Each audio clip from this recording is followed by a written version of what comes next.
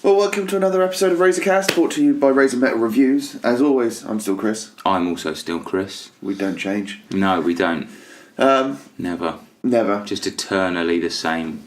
Exactly it. Just continuously Chris. Continuously Chris. And if you want to hear more of that, please follow us on all our social medias like Facebook, Twitter. Yeah. So if you want to follow us on Twitter, it's if you look for fuck's sake. It's very early. It's very early in the morning. It's like 9 o'clock on a Sunday morning. Yeah. @Reviews Razor. Or if you search for Razor Metal Reviews, you'll find us. The same on Facebook.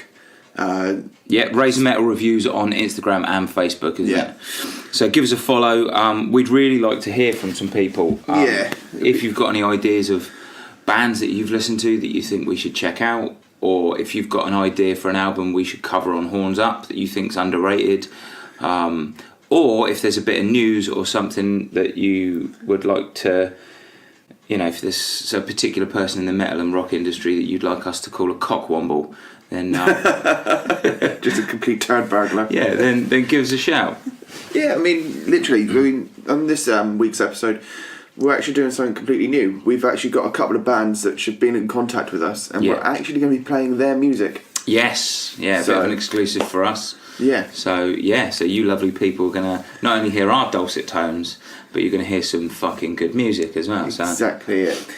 But as always, fresh cuts. Yep, start where we start. But then we go on to what we've been listening to, and then that's where you'll be listening to these two tracks. Yeah. And then from there, on this week's Horns Up, we're going to be looking at Slipknot's All Hope Is Gone. All Hope Is Gone. 10 years old today. Oh. Not today, this month. Yeah. Jeez. Yeah. Scary. Old. Yeah. Right then, we'll start off with fresh cuts. Yeah, go for gold, mate. Shall I start off with the jury note news and get it out of the way? Yeah, let's Okay, so these last 2 weeks, it's been full of death. Yes, literally. Not the band. No, not the band, but no. So over the last couple of days, I know that the drummer from Weed Eater has passed away, Carlos Denegin. We Came as Romans vocalist Cole Pavon. No way. Yeah. Oh, fuck balls. Yeah, so he's passed, and then Jonathan Davis's wife. She's just passed away, which was sad. Yeah, I did see that on the. I thought, I'm not gonna. No. I don't want to start. Like, he has released a statement, but I didn't really want to go into it. No, which is fair. And then one of the biggest surprises for me was Huntress. I think it was Julia Yannon. Yeah. It's massive shock, that one. Yeah. She was fantastic and pretty much on top form at the time. But unfortunately, these things happen. Yeah. Again, it's like mental health awareness, isn't it? It is. She was struggling for a long period of time, but she didn't reach out to people and didn't get the help that somebody out there probably could have given her. I suppose I've never suffered with it, but it must be shit. Like, to feel like you're dealing with it all on your own. Oh, big time. I think with anybody dealing with it, it's going to suck. Yeah, but hey ho. Shout out to all of them. Yeah, sad news. Right. Sad news. Okay, so on some slightly... Well, some people might be saddened by this, but I'm not. Bring Me The Horizon have released a new single. And I've heard about this, and I've got... Have you heard it? I haven't heard the song, but I've heard people say it's absolute dog shite. Oh, that's a shame. So they've released a new song called Mantra from their new album that is due in January called Ammo. They're touring the UK in November. Yeah. With the highlight of which they're playing 2 back-to-back dates at Ali Pali. Nice. Yeah, so it goes to show the sort of level that they're getting to. Where they can sort of back-to-back nights. Play back-to-back nights at Ali Pali is pretty fucking impressive. It's epic. I'm a bit gutted you haven't heard it. I really like it. Yeah? Yeah, I really like it. I haven't heard it yet. I will give it a listen. I know it follows on from That's the Spirit. Yeah. I know that loads of people thought, oh, fucking That's the Spirit's dog shit. Yeah, it's a bit of a radio, sort of a... It's very radio friendly, yeah. But me and my brother Steve were talking when it came out, and we were listening to it a lot, and I really dug it. I thought it was a good album. Yeah. I thought it was a good album once I started thinking of Bring Me The Horizon in terms of bands like Royal Blood. Oh yeah. When I put them in that NME kind of Reading Leeds kind of bracket, and I went, makes sense. That's the kind of band they are now. I was like, fuck, this is a really good album. Yeah. Like you wouldn't. It's way better than you'd expect from fucking You Me at 6 or whatever. Oh yeah, big time. You know, there's big pop tunes in there, but they're well done. And this Mantra follows on from that. I think it's really good. They've upped the guitars a little bit. Yeah. From some of the stuff on from That's the Spirit. This is a bit more in league with like happy songs, so it's got a bit more guitar on it. Oh, nice. I think it's catchy as fuck as well. That's what I'm worried I've heard about. it played on Radio 1 like early. It was their rocking like their track of the day, just on average radio track of the day. The other day, so yes, Bring Me the Horizon are not a metal band anymore. They are a rock band, but I think they're pretty fucking good at it. To be fair, if they're good at it, carry on. Yeah, awesome. Yeah, I like the lyrics on it as well. That's one thing I will say. Like, I've always liked Ollie's lyrics. I like the way he turns phrases. Yeah, he's like a twisted genius in some ways. He's got some really, really cool ways. Like, there's always that one line on one of the songs in Sempiternal where I think it's Can You Feel My Heart, where he says, I can't drown my demons, they know how to swim. And there's like these little turns of phrase, and he does it in Mantra a couple of times. I didn't write them down because I couldn't be bothered, but clever.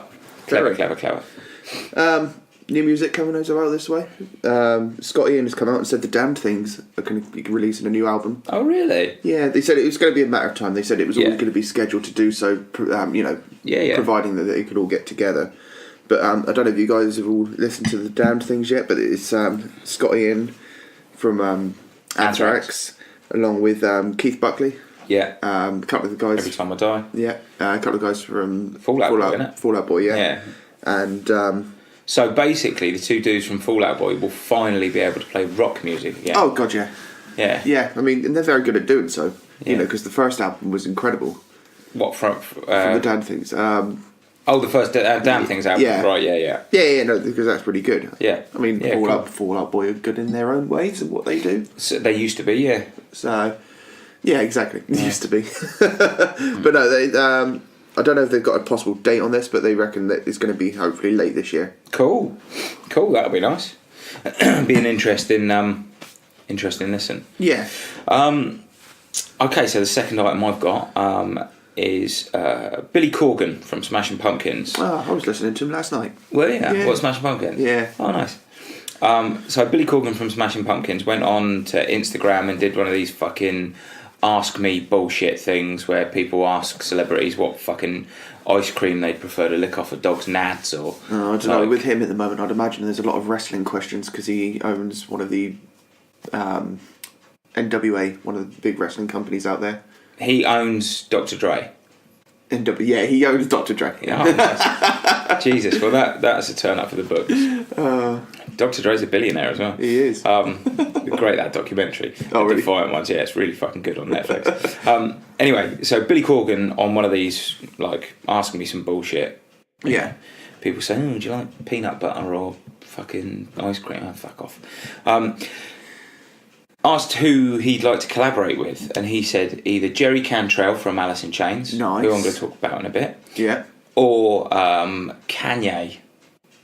Okay, so going complete bipolar opposites. Yeah, Kanye. Imagine a Kanye Smashing Pumpkins mashup. Smashing Kanye. Oh, I'd love to smash Kanye. Not in that way. Ew. No. Ew. Oh, this episode just got a turn for the worse. Smashing Kanye. Oh dear.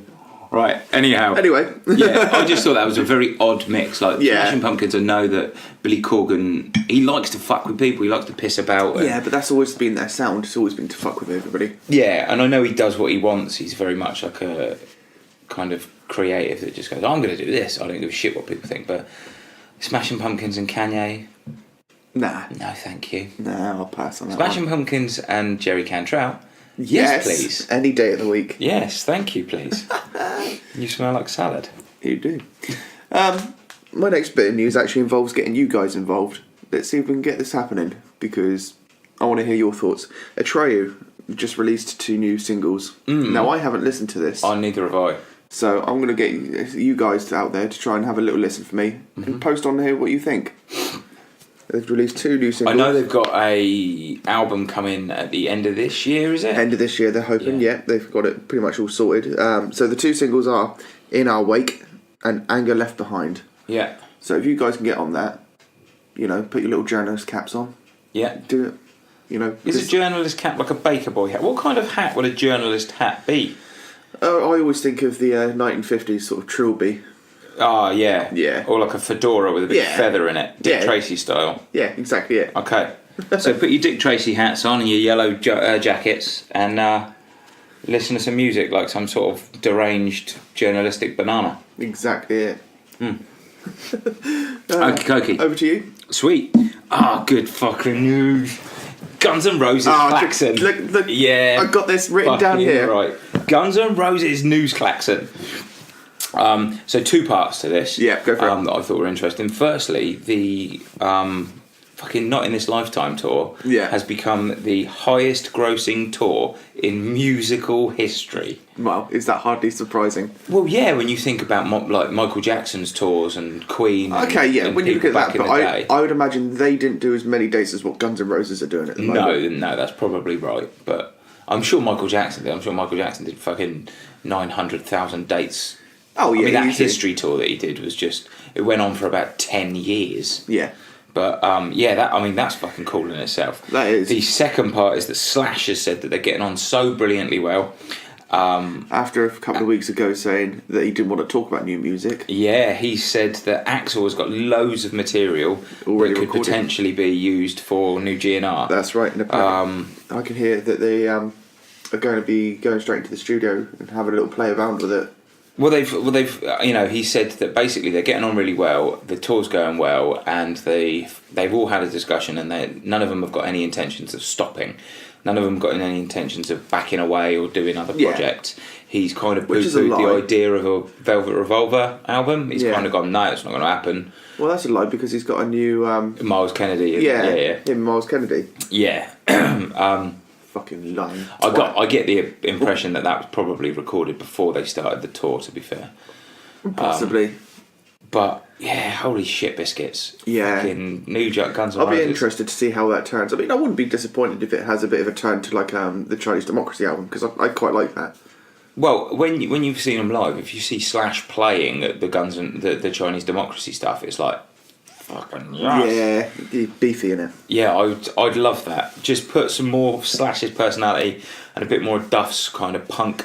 Oh yeah, big time. All into Chinese Democracy. Take out a little bit of the kind of the fluff, because there is a bit. There is a little bit of fluff. Well, we've talked about it on this podcast before. Yeah, we did episode 5. Yeah, it's a weird album because it's an album that clearly sounds like it's been recorded over the course of 18 years or something. Oh yeah, something mental. stupid.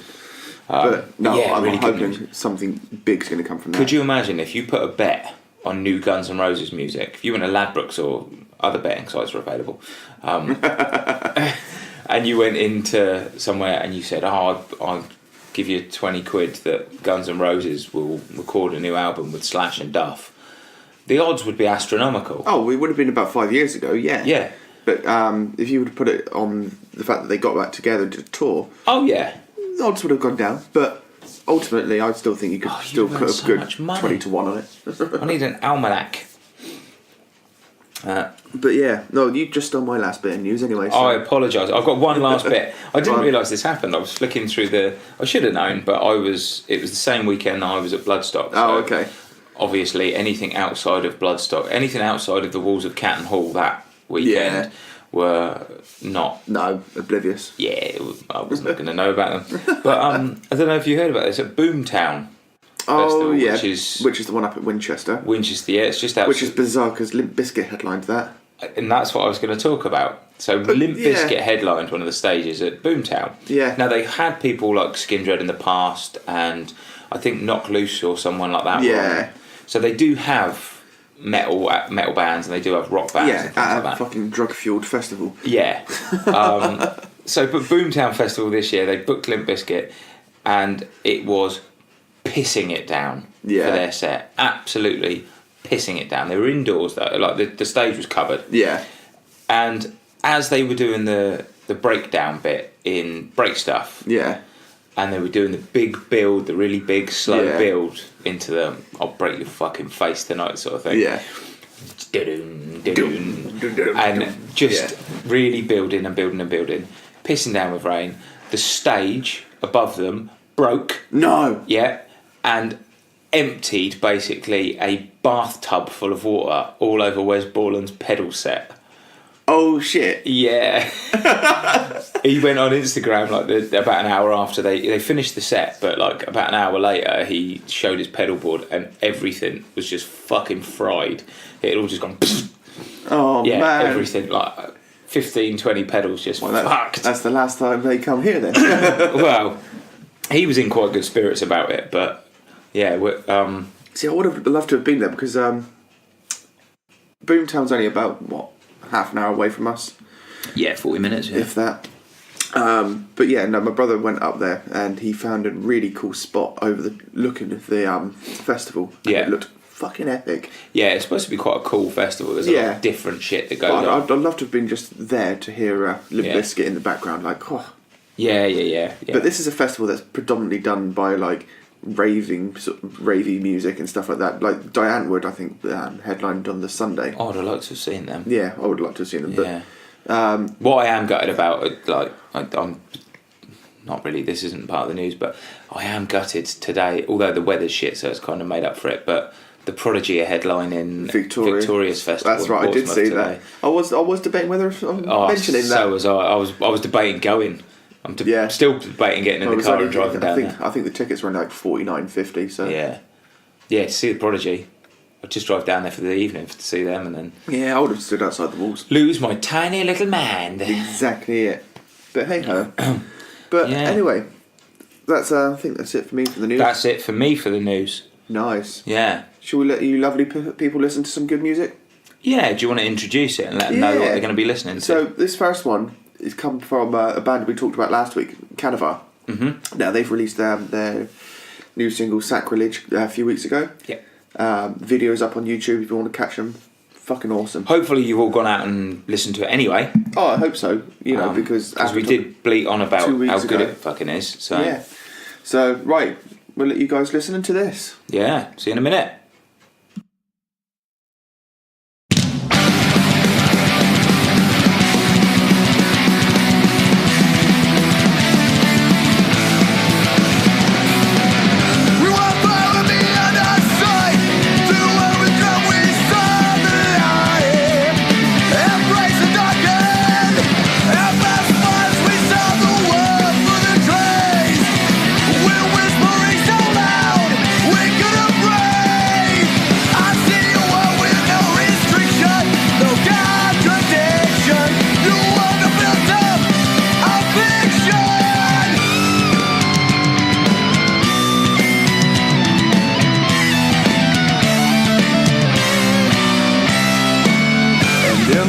Of knowing truth, the code is nice, can be the proof of a dawn that follows dusk. In that we trust ourselves to stay true and see the lies of enemy of you. Yet you can smile to celebrate a silver liar with the devil's day.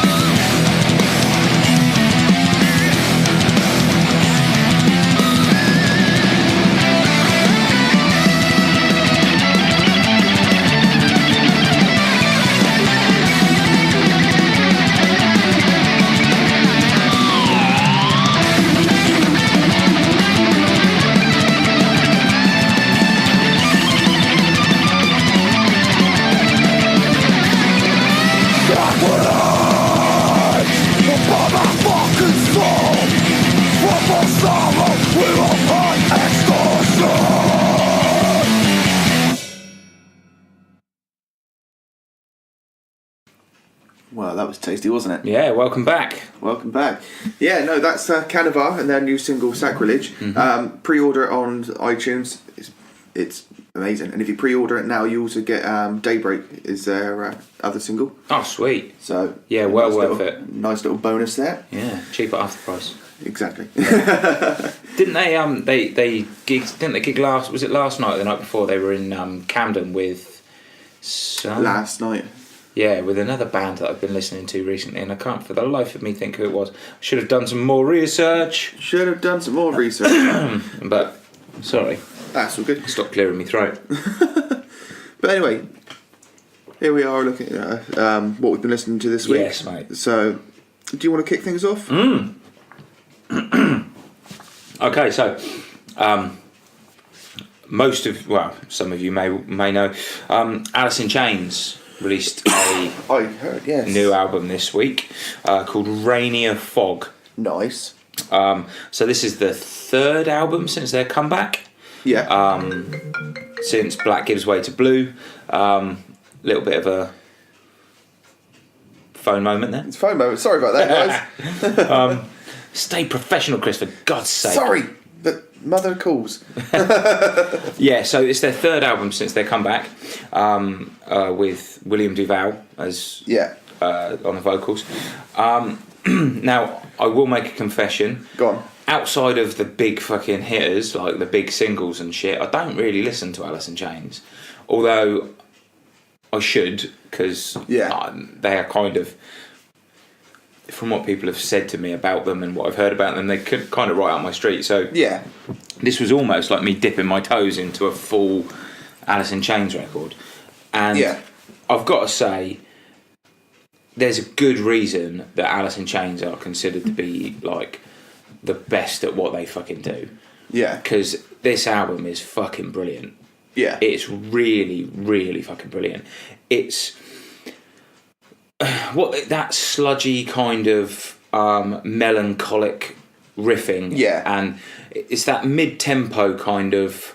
Is it sort of like that sort of stonery sort of sound? Almost, yeah. They've got... Well, the thing is with Alice in Chains, like, they do that kind of mid-tempo, riff-heavy, stompy kind of music that lots of bands can make really, really boring. Yeah, I know what you mean. Because it doesn't change in pace. It doesn't go from like blistering white hot fucking guitar solos. It can be quite a jury sort of sound. Yeah, but it's quite melancholic. It's quite sort of subdued and quite Christ. The Rainier Fog is the perfect fucking title for this album because it's exactly how it feels listening to this album. Yeah, it takes you to. It makes you feel like Eeyore. Oh, really? Yeah, but not in a bad way. Not in a kind of, oh, fuck me, this is fucking dreary. In a kind of... You know how sometimes you just want to be a bit melancholic. You just want to be a bit kind of... bit dull and a bit kind of... down in the dumps. You just want to fucking sit in it. Yeah. Like sitting in your own filth in the bathtub. That's what listening to this album's like. It's like sitting in your own filth in the bathtub. There's kind of a... Yes, you know it's kind of dirgy and dirty, but you like it. Yeah, and that's what this is like. I think that sounds like the how of Alice in Chains of old. Yeah, it's exactly like that. The thing is, they've got enough. Like, they're not just a straight up grungy kind of like. There's enough. There's almost an element of like 70s rock, like in it. You know what I mean? There's a bit more kind of. Grandiose guitars and things like that. Nice, and the fucking guitar solos and stuff are wicked. Like Jerry Cantrell is a fucking genius on the guitar. Yeah. It's 10 songs, 53 minutes, which might sound quite long for an album like this. For an album like that, it does sound a bit. It goes past really fucking quickly. It's brilliant, this album. Yeah, brilliant. It's really fucking good. There's a song on it called Never Fade. Yeah. Which is an Alice in Chains style ballad. Okay. They don't do straight up ballads. No, they don't do straight up ones. No, I know what you mean. It's a kind of slightly slower, slightly more. There's some acoustic and guitar and stuff in there. And William Duval said that the lyrics and stuff are inspired by Chris Cornell and Lane Staley. Oh, brilliant. And you can kind of tell when you're listening to it that sentiment's there.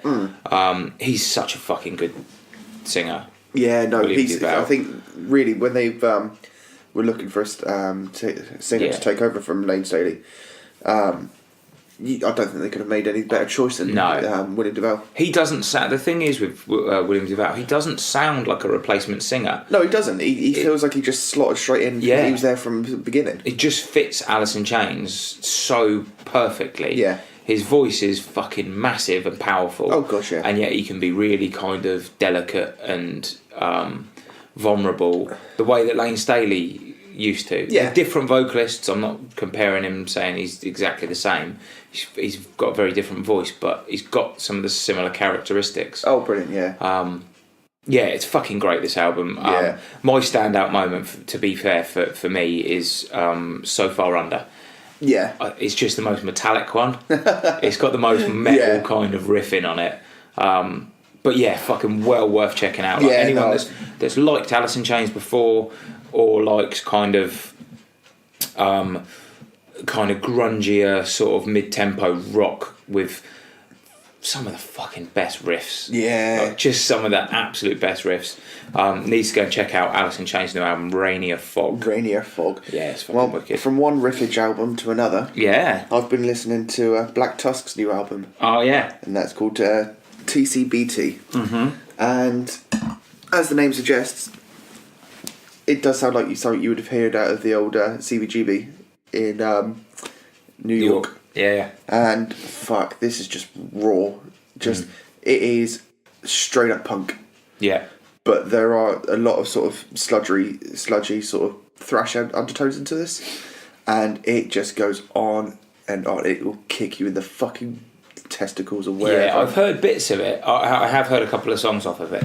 And it is definitely punky. Oh, it's got that kind of fuck you, snarly, spiteful attitude.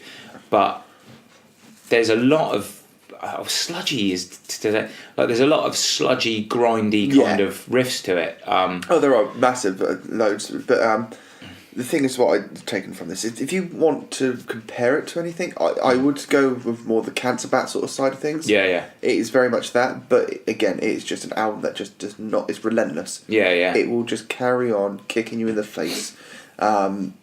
I thought it was going to be a bit too long after, say, about 7 and 8 songs in. Yeah. But even still then, the pace never lets down.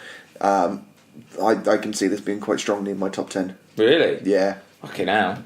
Definitely this year. Big tings. It is big tings. And, yeah, I really strongly recommend people go to check it out.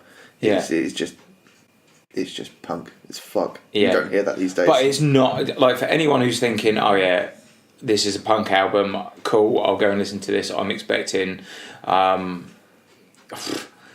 like you're saying, it is much more the metallic punk. It is metallic stuff. punk, yes. It is very much so. But I get the Cancer Bats thing, but there's a lot of heavier elements almost. It's heavier. Yeah, it's heavier than Cancer Bats. The vocal delivery is pretty fucking brutal as well. For an album that is very heavily sort of influenced by the punk movement. Yeah. You know, it's a whole complete new sound for me. Yeah. It's just fucking wicked. Yeah. It is fucking good. From the bits I've heard, it's fucking well worth a listen. Definitely. Yeah. Yourself, sir? What was the Black Tusk? What's the name of Black Tusk? TCBT. TCBT. Yeah. Chamon. I will give it a proper listen. Yeah. Okay, I wanted to talk about a couple of singles. Go for it. By the same band. So another band that I haven't really ever listened to, but I know that they're very good at what they do. Yeah. Thrice. Thrice, yes. Yeah. No, I've seen these live quite a few years ago. Have you? Yeah. Oh, crikey. It must have been an easy 12 years ago. Yeah.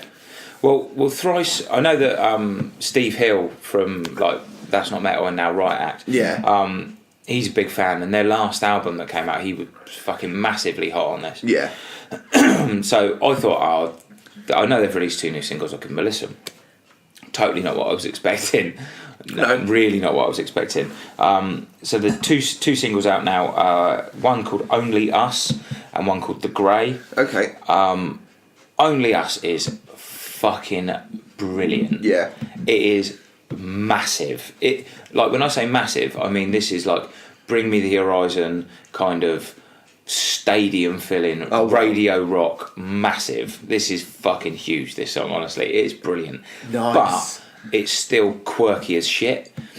Brilliant. So it starts with like a Blade Runner-esque electronic kind of element. Sort of the like whole thing that's going on with like Perturbator and that and sort of Carpenter stuff. Brute and stuff like that. That's exactly what I was thinking. Yeah, it's like, So, yeah, it starts with that, and then it just merges into this massive alt rock song. Oh, brilliant. Now, I'm going to say something. I'm going to make a comparison that initially I didn't want to make, but I don't mean this. Okay. So, this song sounds a little bit like 30 Seconds to Mars. Right, yeah. If you replaced fucking Jared, My Face Is My Past, Cockwomble Leto with somebody who isn't a dickhead. Yeah. And you took all of his personality away from 30 Seconds to Mars. Yeah. So you've just got the musical canvas. Because musically, 30 Seconds to Mars are a massive fucking rock band. They are, massive. And that's what this album has...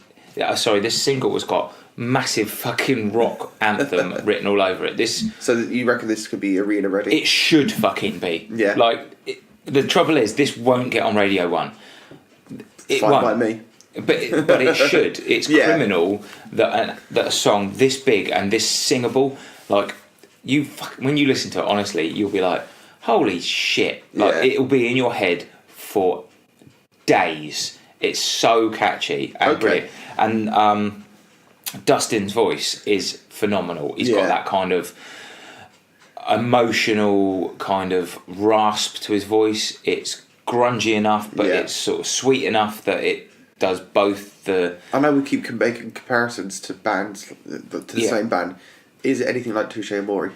No. No? No, right, okay, that's fine. Particularly that's vocally. What I had going on my head. Particularly vocally, he's got more in line with... He's a more accomplished singer than that, much more accomplished singer. Oh, right, okay, I get what you're saying. He's got a little bit more of, like, the guy from Don Broco. Yes, I know. He's got a bit of a rasp to his voice, but he can sing sort of sweetly and quite. Oh, brilliant! That's really good. The second single on the two-parter is The Grey. It's much more angular. It's much more wiry guitars. And then like this sort of slightly fuzzy bass riff that drives the song. The guitars kind of weave in and out of it. It's a very, very good single. It's a very, very good song. It's way more angular and way more kind of not difficult because it's easy to get into and it's really fucking catchy. But the Only Us is just like it's going to be huge. It should. Yeah, it should be huge. It's fantastic. Yeah, it's really brilliant. Good. That's Thrice, Only Us, and The Grey. Nice. Yes. Well, I went for a bit of a nostalgia kick for 80s vibes. Okay. Doro's new album. Oh, okay. Yeah, exactly. no, that is literally it. Okay. It's just 80s denim and leather all over. Yeah. There's no sort of pick. I mean, I was born in 1984, so I should have... Well, no. I was born in 1984, so the coolest thing I remember from the 80s is Back to the Future and The Terminator. But I'm very much a 90s kid. No, I'm obviously I was born in 91, so... no, but this is just... It is all over Doro just doing what Doro does. Yeah. If you want Doro's background, she was in a band called Warlock. Right. With their most famous song, which was All We Are. Right. Which it's a fucking anthem. Okay, what kind of... So anyone that's stumbled across this podcast and who doesn't know who Doro is or what Doro does, what kind of genre... We've talked about... So if you imagine sort of Warlock is... What were they? They were more like Manowar and Judas Priest, that sort of era. Okay, so more like traditional, very sort of power, heavy metal, power orientated heavy metal. Yeah, okay, essentially it. Yeah, and that's exactly what she's done on this album. I mean, if you want a nostalgia kick for that sort of 80s vibe, then this will be the new. No, I don't. No. Don't take me there. No, I mean, I enjoyed the first couple of songs just as, like I say, there's a nostalgia kick. Yeah. But I mean, that's cool. Like for people that, is it worth? Okay, so people that like power metal, people that like for people that love all that trad stuff, metal, all over it. Worth Get on listen, it. Yeah, worth a listen. Cool. And that's called Forever Warriors, Forever United. Okay, well that tells you everything you need to know. Yeah. So but she still kicks ass at her. You know, she's still going with it. Fair play to her. Fair fucking play. Okay, so I know so far I've talked about grungy kind of rock, and I've talked about alt rock. Yeah. So I thought, just in case people were worried that I'd started to just listen to Bring Me the Horizon's new albums and 30 Seconds to Mars, I thought I'd bring a different flavour to the table. So I listened to Uada. Uada? Yes, a band called Uada. Their new album is called The Cult of a Dying Sun. Nice. So Uada is UADA. UADA. Yeah. Okay. They are Portland-based blackened death metalers. Oh. Yeah. Just when we thought you were going soft, all limp on us. Yeah. So it's only 7 songs, this album, but it is 55 minutes long. Yeah. So all of the songs are around the kind of between 4 and, well, the last song I think is 10 minutes. Okay, so between 4 and 6, 4, 6, 7 minutes long. They're all quite long. So prog album then. Oh, definitely not. No, definitely not. Okay.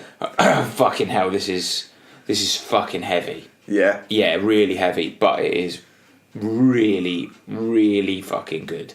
I talked about that Skeleton Witch album a couple of weeks ago. Yes, you did, yes. And the same way that Skeleton Witch album's got genuine heaviness, but it's got hooks. Oh, so it's definitely sort of a riffage album. This has got some fucking beastie riffs on it. Yeah. It's got hooks despite the fact that it is blisteringly heavy. Yeah. The vocals are brutal, but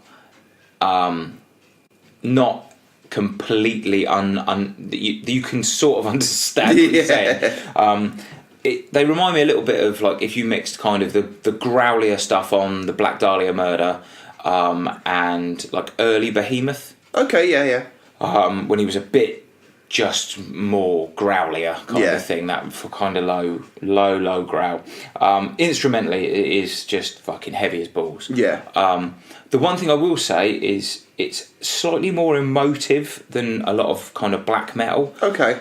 So a lot of black metal just, to me, sounds a little bit like it's just total evil. Like, this fucking black cloud. But it's like these guys have found the light side. No, not so much. It's more introspective. So a lot of black metal always seems to me like it's kind of it always seems like the theme of all of the songs is we're on Earth, and then all of a sudden this black cloud comes over and everything turns into purgatory, and it's all fucking apocalypse. Yeah. Whereas this sounds like more personal matters. It actually seems like the songs are a bit more personally driven, whether they are or not. So it's like the apocalypse that happened, but it's based on you trying to find your way of surviving. Maybe, yeah. It just sounds a bit more melancholic, a bit more kind of introspective, and a bit more kind of like a guy struggling with shit himself, rather than. I'm wondering now, because this sounds like it could be something on the basis of Omnigatherum, who are a great band for doing that sort of thing. That's the sort of vibe I'm getting from this. I don't know, because I've never listened to it, so I can't confirm or deny that. What I will say is this is fucking really worth a listen. It's really fucking solid. And rather than lots of the... So this actually sounds like it's been properly produced. Yeah. Rather than like the traditional... Rather than sticking a Sony Walkman in a dustbin and kicking it down a field in some fucking Norwegian forest, like, you can hear what's going on. You can definitely hear it. You can hear the snare and the cymbals and the intricacies on the guitar, and you can hear the instruments rather than it just being like a wall of noise inside a dustbin that's being bashed over your head with a tin spoon. It's fucking well worth listening to. Yeah, so production-wise, sort of like Behemoth. Yes, they've very much gone for that more like the Satanist style. The rounded sort of sound. Yeah, it sounds grander and bigger and cleaner, still sounding disgustingly heavy. Nice. Yeah, well worth listening to. That's Uada, the Cult of a Dying Sun. Uada, okay. The only other one I've been listening to is only on the way here, actually. Yeah. Only halfway through the album, so don't expect a great review. Non-Point. Oh, you listened to it? I had a good listen to it. I got caught. I was going to, and then I got caught up listening to good music. Yeah, which is exactly it. It's nothing grand. It's nothing big. But is it non-point by name and non-point by nature? To a degree. Yeah, I think there was. If you love like 3 Days Grace and that sort of stuff. No, I don't. But that's exactly what it is. Yes. You know, it is that sort of level of music. Is it? I mean, I don't really know fucking 3 Days Grace are, to be honest. Is it that kind of US radio metal kind of stuff? So yeah, essentially it. Like, like Breaking Benjamin? Yeah, that sort of stuff, yeah. But there was one song on here that, before coming around the corner to come to your road, there's a song called, I think it's called Crashing. Okay. And I have no idea why, but Boys to Men came to mind. That's fantastic. I'm not even kidding. Like, I'm just sat there listening to it. I'm thinking, what the fuck? They've just put guitar tones over the fucking Boys to Men. Are you suggesting that they've made Motown metal? Yeah. Nice. It could be a thing. Non-Point's new album, Motown metal. Episode title. Fucking. Well, fair play. Well, at least they're being inventive. Well, I mean, the likes of Death Heaven are really kind of pushing the boundaries for like black metal. Yeah. Pushing it into that kind of territory. Why can't US radio rock merge with Motown? Well, this is it. Why not? Yeah. I'm surprised it's not a thing. Yeah. Why not? Yeah. Don't take my word on it. I mean, you guys may think completely different from If anyone wants to sort of start a Motown / death metal band, please do. Cause go for it. And please get I've got a name for it. You could just do Michael Jackson covers and call it Thriller. Yeah, just call your band Thriller, and then just fucking absolutely brutally scream Billie Jean. Yeah. To be fair, there probably already is a band out there called Thriller. So. Probably. Hey ho. Yeah. Steal their name. Fuck them. Well, they probably haven't copyrighted it. Yeah. Have you got any more? Pricks. Yes, I have got one more album that I did. Okay, we'll do that before we give you. I really do need to talk about because it is fucking great. Yeah, it is really fucking great. Okay. The band are called Mantar. Oh. Mantar, and the new album is called The Modern Art of Setting Ablaze. And it sounds fucking juicy. Yeah, it is. It's really fucking good. Again, just so that people don't think that I'm going soft, this is fucking heavy. Oh, it is. This is heavy, but this is... Right, okay, so I played you a small amount of it. You did, right. And I was salivating already. Yeah. So, they are a duo. A duo? There are 2 members in this band. Is that it? Yeah. Yeah. Really? Yeah, exactly. That sounded like a full-on production, like a full-on band. Yeah. That did not sound like just 2 people. Yeah, so anyone that's... I don't know, when I first started thinking about duos, the first duo that always comes to my mind is Royal Blood. Blood, If you're listening to this thinking, oh yeah, I like Royal Blood, I'll give Mantar a go. Don't expect it. Don't. No. Hide behind the sofa because they are going to scare the shit out of you if you... Scare the shit out of you. They're going to do all kinds of things rather than that. It's really fucking good though. And actually it's really inventive stuff. I can't believe that they're a duo. They make so much fucking noise. It's unreal. They are essentially a black metal band. Yeah. No, they're not. They're essentially a hardcore band. Hey? No, they're not. They're essentially a death metal band.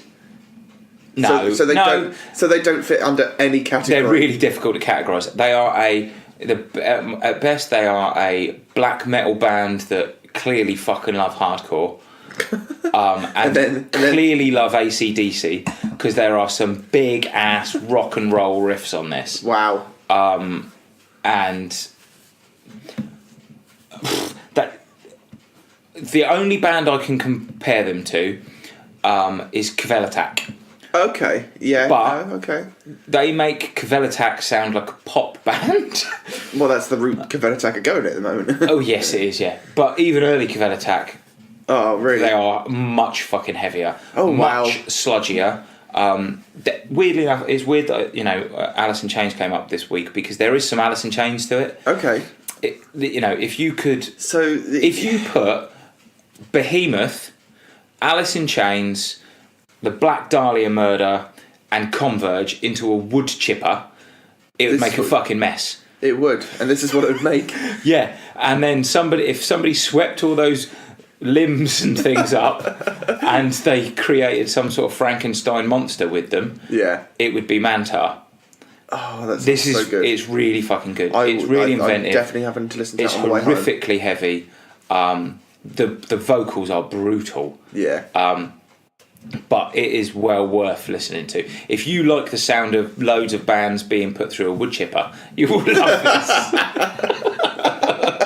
Awesome. I don't know why I've got wood chipper in my... Oh, no, I do. I watched the film Fargo the other day. Oh, really? Yeah, and I've got that scene where he's just mashing Steve Buscemi in the wood chipper, where he's just mincing his legs. I was like, oh, yeah. That's where I had Tucker and Dale in my head. Oh, yeah. Yeah, where he jumps into the wood chipper and he's trying to pull his legs out.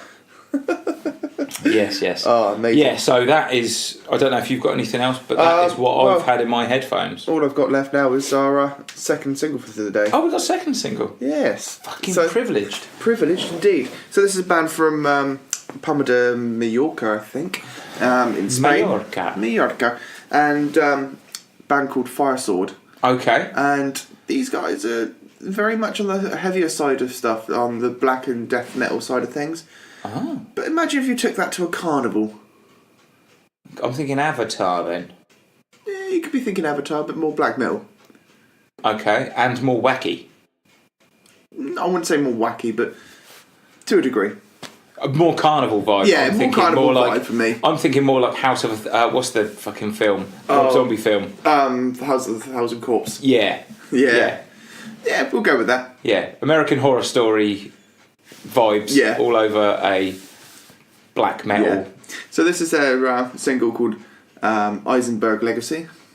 Sweet. Give it a listen, see what you think. Shimon.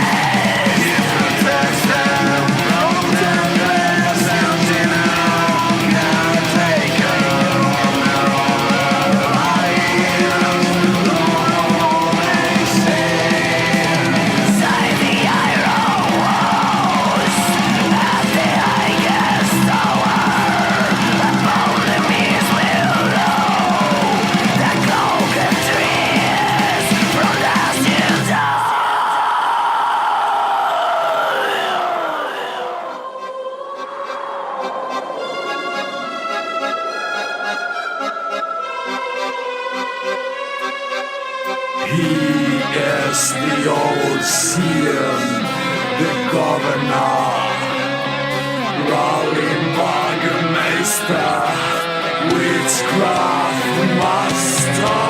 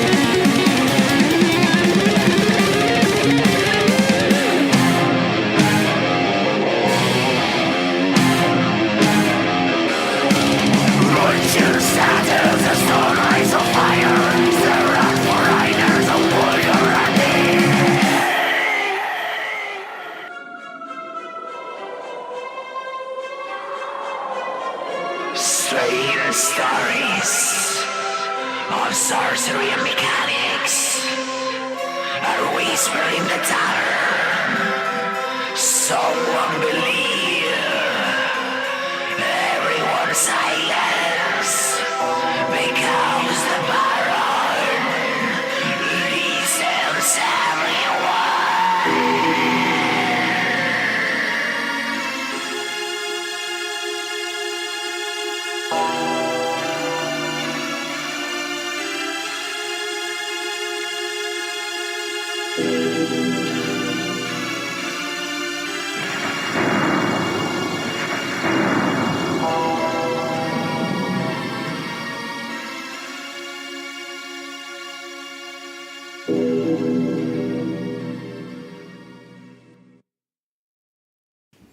So what did you think of that then? Do you know what it reminded me of a little bit? Go on. Castlevania. Oh, yeah. Yeah, do you remember the old Nintendo game? Yeah. Where you were, I don't know, what fuck were you in Castlevania? You were Lord something or other, weren't you? You were Lord Count something or other. Well, were you a vampire or were you hunting vampires? Hunting vampires, I think. With a whip. That's right.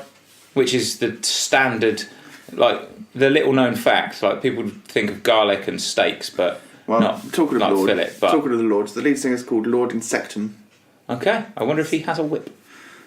Let's hope so. I'd like to think that everyone in a metal band has a whip. Yeah. Well, as I said, they're from Spain. They've got a second album coming out soon, so keep your ears peeled and give them a little searchy. Little searchy-roo. Yeah. Yeah. Anyway. And go and buy a whip. Go and buy a whip. Hitler had a whip.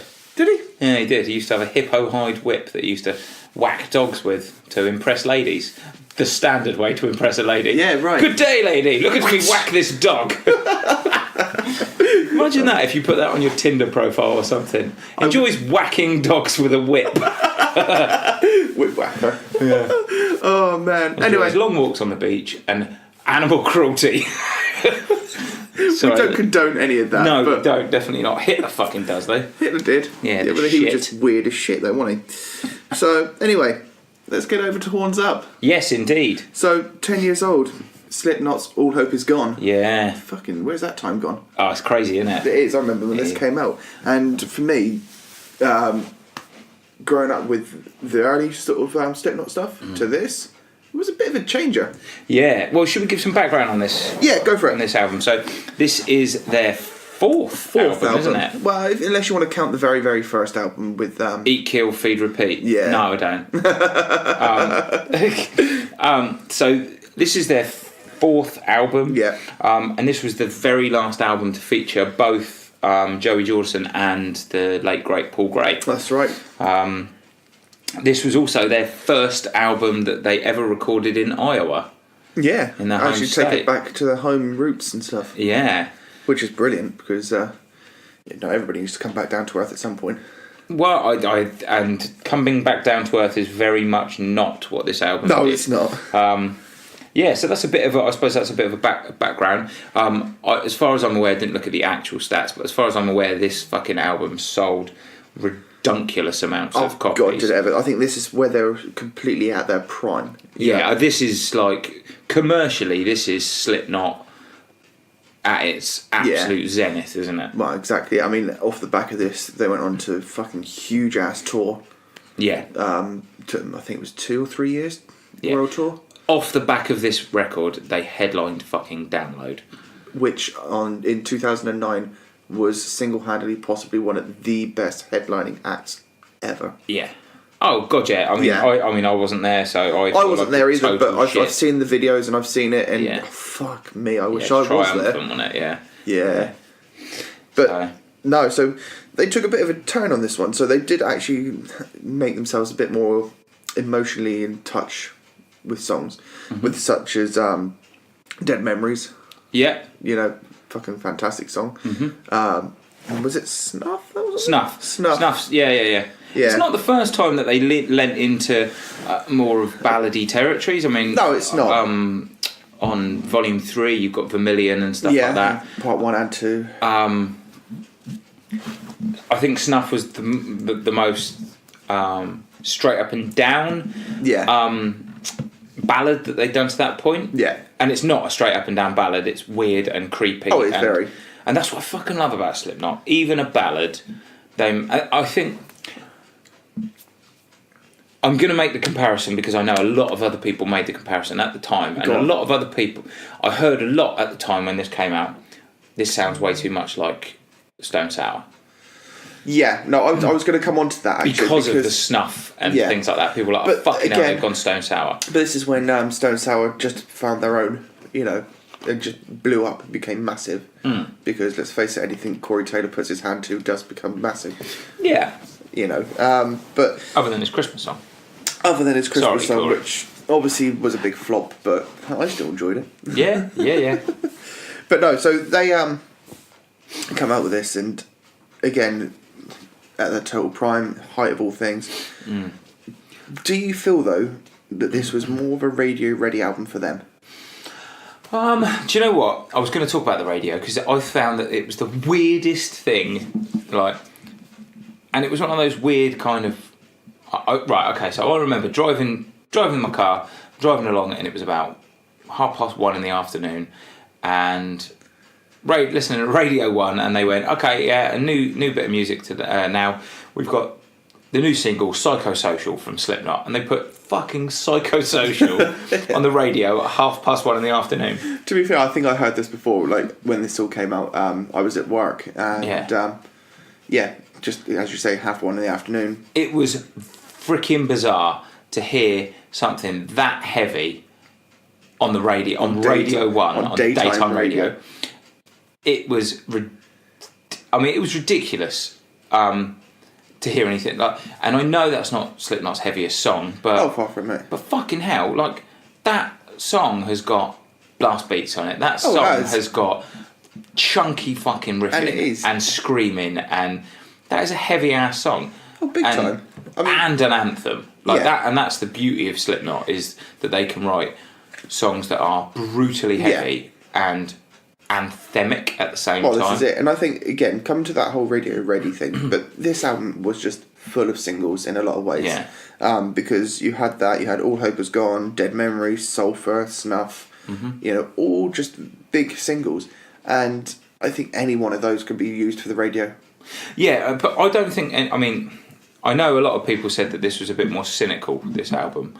I don't think Slipknot have ever done anything cynically. I don't think Clown would allow them to be honest. I don't think Clown would say that anything Clown puts his hand to is always going to have a slightly twisted side to it.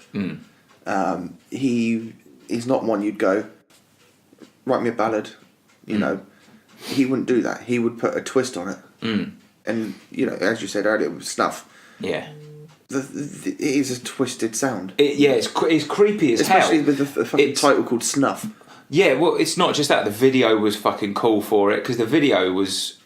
Clown directed it, didn't he? He did, directed the video. Yeah. I think Corey's the only member in it.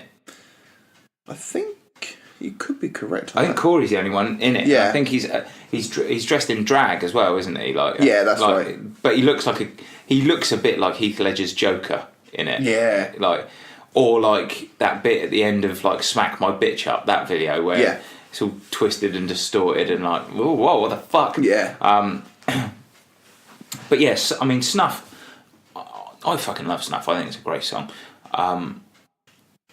But it has got that. That's what I love about Slipknot. It's got that weird, creepy vibe. Yeah. It's not a ballad in the sense of. Oh no. Exactly. A sort of love song. It is a serial killer's love song. Big time. That is the sound. That is the sort of love song that Jeffrey Dahmer would have written to a young Filipino man. Pretty much it. Yeah. It's I really love you so much that I'm going to peel off your skin and wear it like a little it's bonnet. What's their names? Rammstein with their song Mein Tell, which is about a guy who falls in love with another guy and eats his penis. Oh. Yeah, only the Germans. Well, no, not only the Germans. There's lots of odd people. Yeah, there are. Lots of odd people. Yeah, but that's what I get from this. It's fucking serial killer vibes on there. Yeah. On an album that's meant to be, radio ready. Yeah. Yeah, exactly. There's just too many underlines on that. I think if you were to put it in the prime of today, people will read way too far into it. The thing is, I think this album was a slight change in sound. I think. Yeah. I don't think it was any massive. I don't think there was any. The pace wasn't taken down at all. No. But it was the fact that if you listen to, was it Duality? Just before this one? Yeah, it was on Volume 3, yeah. Yeah, so that was still fucking heavy. But I'd actually suggest that, like, I don't think Psychosocial or Sulphur are any less heavy than Duality or Before I Forget. I know people are like, oh, this is more radio ready. I don't think it was more radio ready. No. I think it just got more radio play. It did. Because Slipknot got to a point, they got to that Metallica kind of point. I'm not saying they're as big as Metallica. No, but they got to that point, like Metallica did, where do we go from here? They bust through the ceiling. There is a fucking ceiling for metal bands. There is.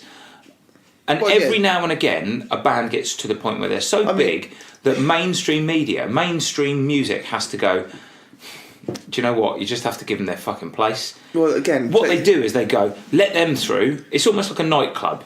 Like that's how I think about like mainstream music. It's like a nightclub, and the doorman on the mainstream music is a cunt, right?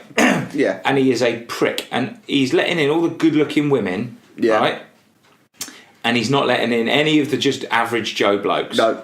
Right? And every now and again, some average Joe bloke just happens to be a big fucking shot. Yeah. Just happens to have made so much money or so much popularity that he has to go, I don't like him, and it really pains me to let him in, but I'm going to have to. Yeah. And that's what happens with metal bands. Yeah, big time. It's that club. Now and again, one of them will just rush the fucking door, and the bouncer has to go, all right, we'll let one of them in, but your mates ain't coming in. Yeah. Essentially it. Yeah, you're not bringing Lamb of God with you. You can come in. Yeah. The rest of you can fuck off. And that's what it feels like. And that's why I thought it was so fucking brilliant to hear, like, Psychosocial on the radio. Oh, because it was like a fuck you to fucking Nick Jonas and all that. Again, it's like back in the day of Metallica. You know, when you had Enter Sandman come on. It was like, yeah, fuck you, you know. Yeah. This is. We are heavy. We will do this. Exactly. And we will be fucking catchy as fuck. Yeah, exactly. It's like, you know for well. I took equal pride hearing that on the radio. Oh, big time. When they, after the, like, it was played, and they said, I'll give some feedback, and they did the text thing. I took equal pride in the fact that there were some people going, fucking brilliant, Slipknot on the radio, finally.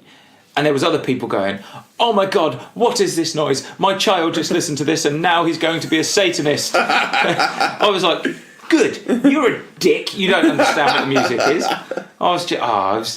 It was brilliant. It was great on both sides. I mean, I think when you look at it in the fact that 10 years ago, they were the breakout band to go through into the radio. Yeah. I think today's bands where you have like Bring Me the Horizon. Yeah. I could arguably say Avenged Sevenfold. Yeah. You know, doing it. I mean, Avenged Sevenfold sell a shitload. Like, I know, like, fucking hell, they're playing massive. They play the O2 for fuck's sake. Yeah. So they are huge. They haven't had. I don't think they've had the commercial impact that Slipknot have had. No. Which is odd because they're not as heavy as Slipknot. No, they're not. They're not quirkier either. No. They are quirky in their own right, and I know that they've got that weird Tim Burton-esque bit in them. Yeah. But they're not as big as Slipknot. I think Slipknot... this album, like, is an interesting talking point because I don't think that another album like this is going to break that ceiling. No, not for a very long time. No. Bring Me the Horizon have broken the ceiling for a metal band, but they've done so by becoming a rock band. Yeah, essentially, they changed their sound. Exactly. I mean, arguably they did change their sound for this album. I don't think they did. I genuinely think the change happened before this. I think the change happened on Volume 3 because Duality and Before I Forget are no heavier than anything on this album. Like things like Gematria on this song. Oh, Gematria's amazing. It's fucking heavy as balls. Yeah. Like that is heavy as balls. That song.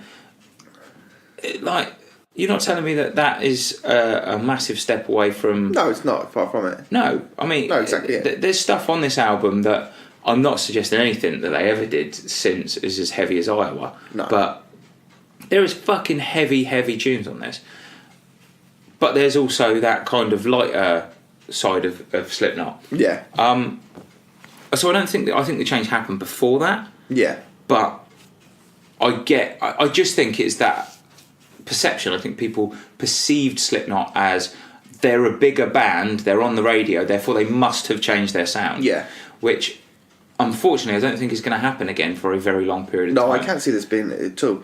I think Code Orange made a play for it when they got they didn't make a play for it, but Code Orange kind of rapped on the ceiling. They knocked on the door and went, "Can we come in?" And said bouncer went, "Fuck off, mate." Yeah. And kicked him to the curb. The only band I can possibly see breaking through a ceiling, but they're nowhere near as heavy as Ghost. Maybe Parkway Drive in a couple of albums' time if they carry on this kind of more Van Halen style of metalcore. But yeah. But to say 10 years ago, so when this came out in 2008, to let you know how big the album actually got, it reached number 1 in the top 100 European albums. It was number 2 in the UK album charts. Fucking hell, was it? Yeah. It reached number 1 in the US Billboard 200, which is a massive one for bands to get number 1 on. Mm-hmm. And for this album to come out at the time it did, it's just huge. Yeah, it's crazy. But a lot of numbers are like number 1, 2s and 3s. Yeah. You know. I mean, this was the point where the Slipknot... this is where Slipknot just kicked the fucking door in, isn't it? Oh, easy. I know on Volume 3 they'd really made some massive steps towards being a huge band, but this was just the moment that Slipknot just spilt over onto popular culture. Yeah. I remember seeing them on, is it TRL? On MTV? Yeah, TRL. Yeah. And it was fucking brilliant seeing like... The TRL was usually like... I can't remember who hosted it because, well, fuck them. But they're there and they get Corey and Clown to come out, and Corey and Clown typically come out masks on. Yeah. Clown comes out with a baseball bat, just and he's wandering round the crowd of people, like basically picked out the normos, if you like. Yeah, exactly. Yeah. Like there's all the Slipknot fans in the window outside, all chanting and cheering, and there's a load of Slipknot fans in the studio, but there's a load of normos as well that are just there like, oh, it's TRL, and he was walking up to them and just staring in their face, just tapping his hand with his baseball bat, just making them feel really uncomfortable. I was like, yeah, that's brilliant. Cool. But again, this album went gold in the UK, it went platinum in the US. The only thing you said, I mean, interestingly, you said about them changing their sound. Yeah. I don't think they eased up at all on this. Not so much eased up. The pace never slowed down. That's for sure. The only parts that I can say I think might have changed slightly is, one, I know this is the first album that they ever recorded where all of the band members contributed to writing. Yeah. Because before that, their principal songwriters were Joey and Paul and Corey to a certain extent. This is the first one where Jim Root started to write, really. Yeah. It's the first one where, like, Sid really kind of started... coming out of his own. Yeah, because, I mean, before this, I think Sid would come in almost near the end and they'd be like, right, this is what we've got. Well, literally looking at Eyeless. Yeah, what I mean is, like, they would record the riffs and stuff like that, and Joey would have an idea, and then Sid would add to it. Yeah. He'd add the weird bits onto it, rather than being involved in the development of it. I know what you're saying, yeah. And you had obviously Sean overlooking everything. Yeah. Because I think this is quite... For that, I think it's a bit more of a...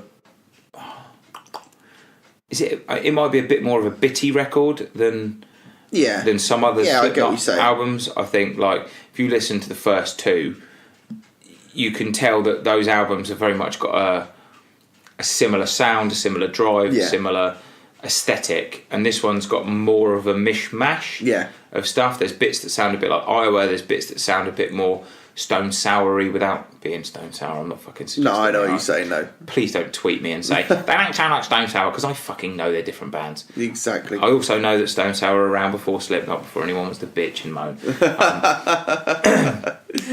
Basically, I just will not listen to criticism. I'm right, you are wrong. But the one thing I will say on this is Joey sounds a lot more restrained on this album, I think.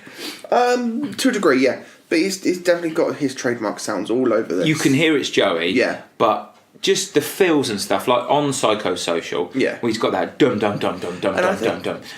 like that. If that was on Iowa, or if that was on the self-titled, that he would have hit 6,000 drums. He would have done. It'd have been all over the place. There'd have been cymbal crashes and all sorts of stuff, and then it would have gone into that main riff. Yeah. Whereas on this one, he just sounds a little bit more patient and a little bit more like it's a little bit. I don't want to say the Joey show, because I never felt that Slipknot was just Joey going bonkers. No, I think the thing is, when you take the sound of this to compare to the next album, I think, no disrespect to the latest... 0.5. The next one, 0.5, The Grey Chapter. Yeah. Yeah, I love that album. Yeah, no disrespect to the drummer they've got now. Jay. Yeah. But he's not fucking Joey. He's not Joey. Joey is just full on 50,000 mile an hour. Yeah. No let it up. No, there's just no stopping him. Well, like we've said about a few bands in the last, since we started doing this podcast, that some bands have got some band members have got personality of their own, whether they're a singer or not. Some members of bands, like Vinnie Paul, from the minute Vinnie Paul hit a drum skin, you could tell that it's Vinnie Paul. Yeah. And Joey Jordison's the same. He's got his own distinct sound that you can't replicate. And you can't. But hey ho. Yeah. But no, I mean, the only other thing from this was the rumours that were circulating at the time that they were going to be doing the whole tour and everything without their masks. Oh yeah, because they'd unmasked, hadn't they, on Volume 3, which would have been a particularly fucking stupid move, to be fair. It's part of them, isn't it? Exactly it. It'd be like Kiss taking... Oh, Kiss did take off the makeup, didn't they? They did. But then Kiss is shit. Yeah. Newer Kiss is shit. I'm not fucking with Detroit Rock. I'm not a Kiss fan, but, That surprises me, because you like Ailstorm. So? And they've got the same lineage. It's both daft. But hey ho. Anyway, I don't know what more I can say about this album. No, I think... It is quality. I mean, out of that catalogue, very much, I think, up there. Yeah, I don't think they've ever done anything that's fucking bad. But it's not their best album. Like, I'd take the first 3 over this one. Yeah. There are people that have said, like, their albums almost dip in quality as you go through. Yeah. With the exception of Iowa. The first 2 are just gold. Yeah. The third one is fucking awesome. 4th one is pretty fucking good. And the 5th one is pretty fucking good. Yeah. But, so, again, they never let up and they've never done so. No. Anyway, we'll leave it there. Yeah. Been a good one this week. Yeah, it's been alright, hasn't it? Anyway, get hold of us, like we said. Bands out there, just honestly, email us if you want a song played, providing you're not signed or nothing, because I'm not paying PRS. And I'm certainly not. No. Fuck you, PRS. Anyway. Later, Zell. Yeah, cheery bye. Take it easy.